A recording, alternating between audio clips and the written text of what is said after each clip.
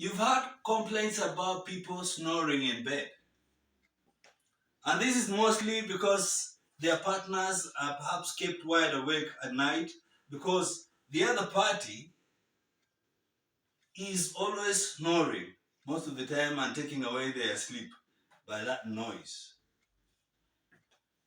This may be a lot more common when it comes to married couples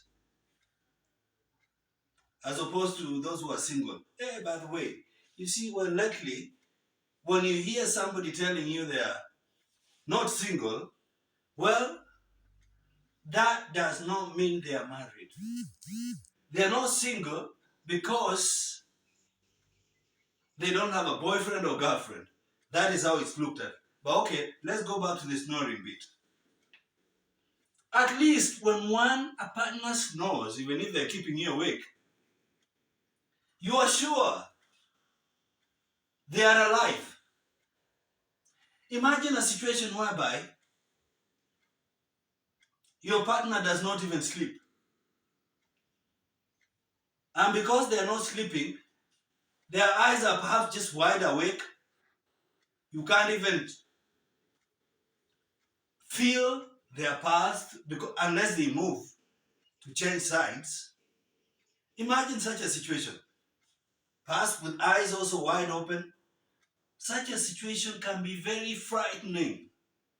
Very frightening in that you would wonder whether your partner is going to lose his or her head and kill you at any point, at any time of the night. Because, okay, if you don't sleep, have some restful sleep, even if you're snoring, actually your mental balance is not that very stable. But then, I wonder which one some people, the complainers, will choose. Will they choose a situation whereby their partner will be so asleep, but then now not snoring, and then now, well, to confirm that their partners are alive, would have to go check in their pulse? Okay, he's not dead. Oh, he's alive. He's just sleeping. Which one would be better? Waking up in the middle of the night to check your partner's pulse, or at least struggling to hear them snore, and perhaps put some cotton wool in your ears, if that will help. Cut.